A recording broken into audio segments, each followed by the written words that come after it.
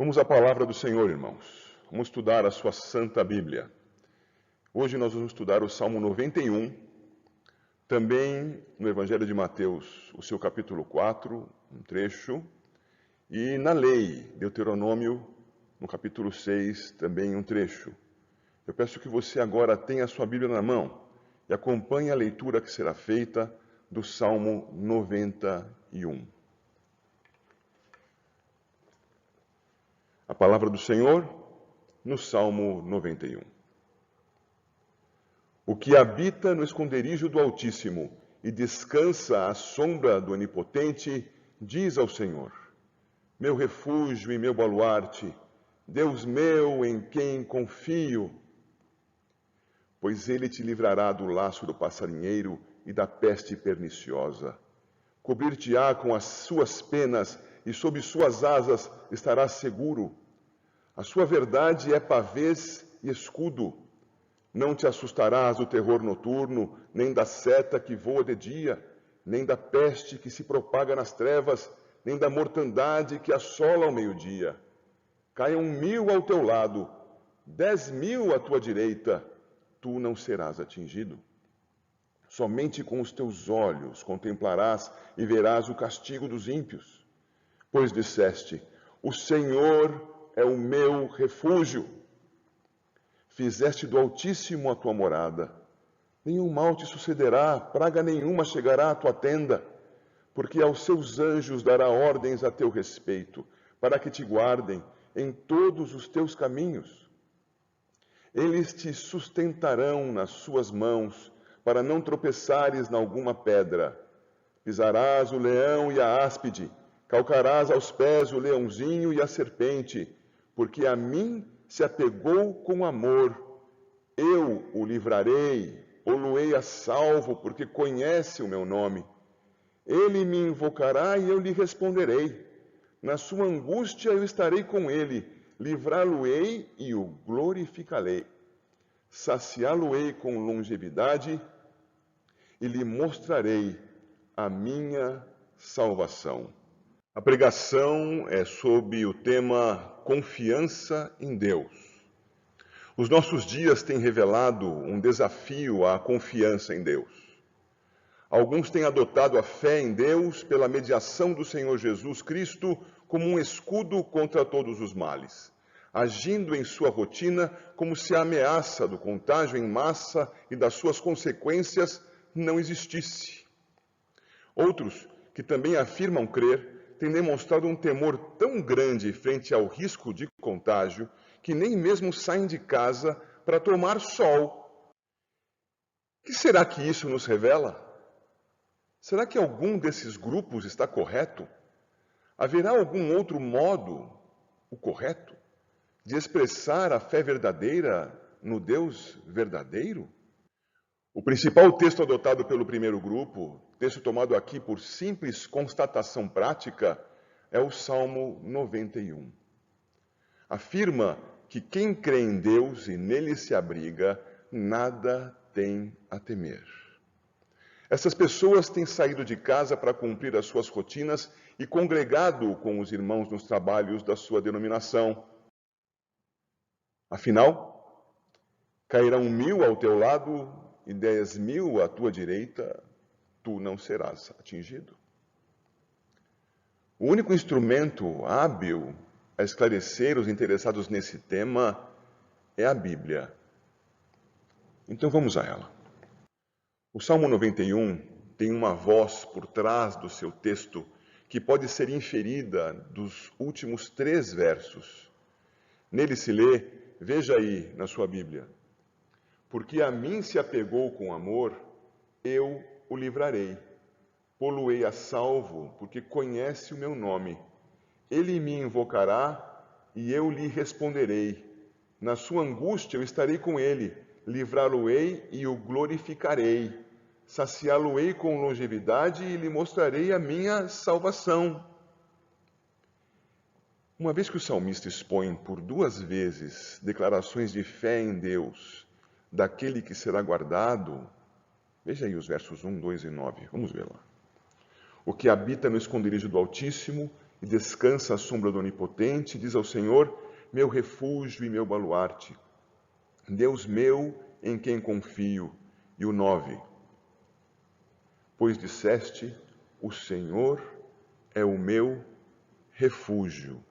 Uma vez que isso aconteceu, e o salmista assim registrou essas declarações, a voz, na primeira pessoa, nos versos finais, já citados, lá de 14 a 16, só pode se referir ao Altíssimo, ao Onipotente, a Deus, ao Senhor. Logo, o Salmo pode ser considerado como uma declaração do próprio Deus para aquele que nele crê. Que é declarado por Deus e de que forma ele o faz? Sem qualquer dúvida, a mensagem do Salmo é de que Deus retribui com proteção àquele que nele deposita a sua confiança. Deus retribui com proteção àquele que nele deposita a sua confiança. O modo como isso é feito, entretanto, carece de melhor estudo e maior atenção.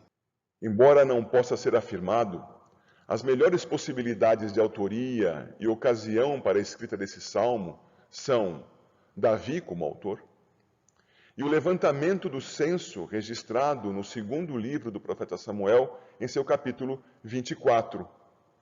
A passagem citada expõe que Deus fez tirar a vida de 70.000 pessoas de Israel por meio de uma peste, por causa de um pecado de Davi. Curioso é que Davi recusou uma possibilidade de apenamento a ele oferecida, que faria com que ele fosse perseguido por seus inimigos por 3 meses. Ele recusou para que a terra dele fosse castigada com a peste. Consideremos a respeito. Se o Salmo tiver que receber cumprimento literal, Davi não poderia ser um dos piedosos que, confiantes no Senhor, seria liberto do laço do passarinheiro. Nem o povo poderia ser assim considerado, pois não foi liberto da peste perniciosa. Como vimos aqui no Salmo 91, verso 3, pois ele te livrará do laço do passarinheiro. Davi temeu os seus inimigos, temeu o laço do passarinheiro, e também te livrará da peste perniciosa. 70.000 israelitas morreram por causa do pecado de Davi. A única conclusão possível é de que o Salmo não tem sentido literal. Qual seria o seu sentido? A resposta vem, inicialmente, pela qualificação do texto dos Salmos. Trata-se de poesia, texto em que a verdade pode ser expressa por meio de figuras de linguagem que a intensifiquem para que a mensagem fique firmemente marcada na mente do seu leitor ou ouvinte. Desse modo, os versos 3 a 8 e 10 a 13 do Salmo 91 são alegorias da verdade que deve ser apreendida pelo crente, isto é, a de que Deus livra, salva, responde à oração, consola na angústia, concede vida aos que nele creem. Versos 3 a 8 e 10 a 13 trazem então figuras dessas ações de Deus, intensificadores para que o homem, por meio da poesia, fixe o ensinamento de que Deus é o Senhor da sua vida e dele cuida. Mas esse texto ainda exige maior desenvolvimento. Afinal, o inimigo o utilizou para tentar a Jesus, lá em Mateus 4, de 5 a 7. Vamos lá até aquele texto. Mateus 4, de 5 a 7. Diz aqui o registro do evangelista Mateus. Então o diabo o levou à cidade santa, colocou-o sobre o pináculo do templo e lhe disse: Se és filho de Deus, atira-te abaixo, porque está escrito: aos seus anjos ordenará a teu respeito para que te guardem, e eles te susterão nas suas mãos para não tropeçares em alguma pedra. Respondeu-lhe Jesus: também está escrito: não tentarás o Senhor teu Deus. Na tentação, o diabo desafiou o Senhor Jesus a saltar do ponto mais alto do edifício do templo em Jerusalém, para provar ser o Filho de Deus. Se Jesus fizesse assim e fosse o Filho de Deus, então seria socorrido pelo Pai, conforme o registro do Salmo 91. Observemos que esta tentação foi proposta contra Jesus e contra o Pai, pois um deveria demonstrar a sua confiança no socorro e o outro deveria cumprir a sua promessa de socorrer. Cristo Jesus deu a resposta que precisa marcar o entendimento de cada cristão. Disse ele: não tentarás o Senhor teu Deus. Já lemos o verso 7. O que significa essa resposta? Precisamos ir ao texto citado pelo Senhor Jesus para entendê-la, lá em Deuteronômio, capítulo 6, de 13 a 16. Vamos abrir as Bíblias lá. Deuteronômio, capítulo 6, de 13 a 16. Diz assim a palavra do Senhor na lei: o Senhor teu Deus temerás, a Ele servirás e pelo seu nome jurarás. Não seguirás outros deuses, nenhum dos deuses dos povos que houver à roda de ti, porque o Senhor teu Deus é Deus zeloso no meio de ti, para que a ira do Senhor teu Deus se não acenda contra ti e te destrua de sobre a face da terra. Não tentarás o Senhor teu Deus como o tentaste em Massá. Na lei citada pelo Senhor Jesus, observamos o contexto da citação. Ali Moisés determinava, em nome do Senhor, que o povo deveria temer somente ao Deus único. Versos 4 e 5. Ouve, Israel, o Senhor nosso Deus é o único Senhor. Amarás, pois, o Senhor teu Deus de todo o teu coração, de toda a tua alma e de toda a tua força. Então ele deveria temer somente ao Deus único, servir somente a Ele, considerá-lo testemunha de cada um dos seus atos, que é o que explica o versículo 13. O Senhor teu Deus temerás, a Ele servirás, e pelo seu nome jurarás, isto é, tomará o Senhor teu Deus como testemunha de cada um dos teus atos. E assim o povo deveria rejeitar a qualquer outro Deus. Como diz o verso 14, não seguirás outros deuses, nenhum dos deuses dos povos que houver à roda de ti.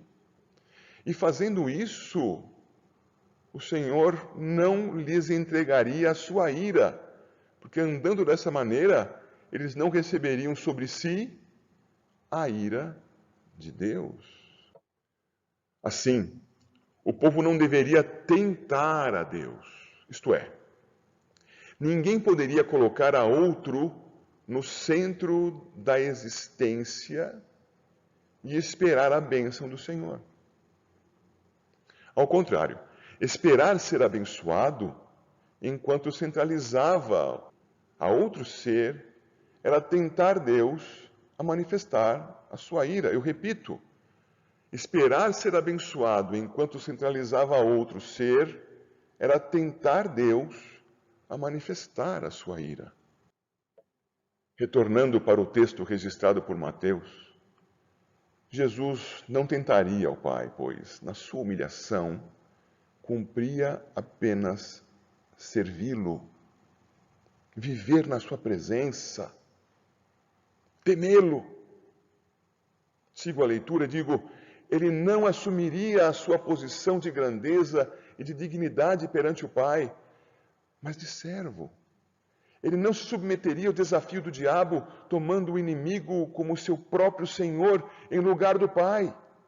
Ele não tentaria o Pai a manifestar a sua ira sob o pretexto de ter uma promessa dele que deveria ser cumprida literalmente, enquanto demonstrava a infidelidade de seu coração por meio de ações aparentemente piedosas. A que conclusões chegamos, então? Primeiro, o texto do Salmo 91 estimula a confiança plena das pessoas em Deus. 2. O texto do Salmo não tem sentido literal, mas pretende ensinar que Deus é socorro presente na tribulação daqueles que o temem.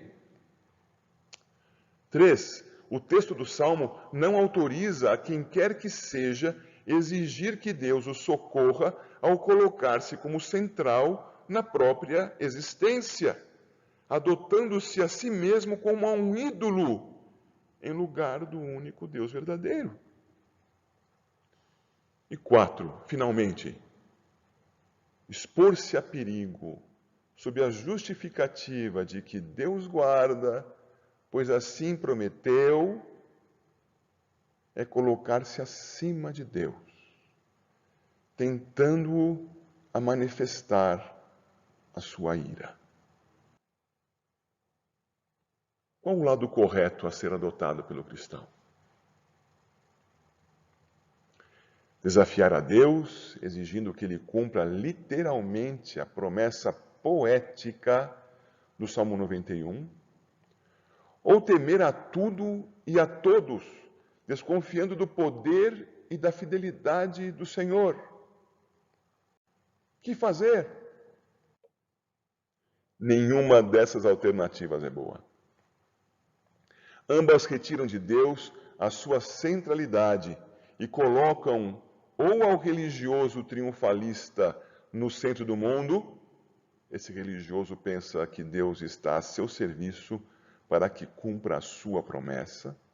O primeiro seu aí se refere ao triunfalista, o segundo a Deus. Então Deus estaria a serviço desse crente, porque ele teria se tornado prisioneiro do crente ao fazer-lhe promessas. Ou os próprios temores estariam no centro do mundo, pois este que se chama crente entenderia que se não se cuidar, Deus nada poderá fazer. O cristão verdadeiro é aquele que crê em Deus acima de tudo e de todas as coisas, que nele espera e que a ele obedece. É aquele que nessa obediência sabe identificar os limites entre a confiança e o desafio, entre o cuidado e a desconfiança. Deus nos faça zelar pelas coisas dele, o que inclui as nossas vidas, enquanto confiamos plenamente nele, submetendo-nos aos seus critérios de fé e de ação. Amém.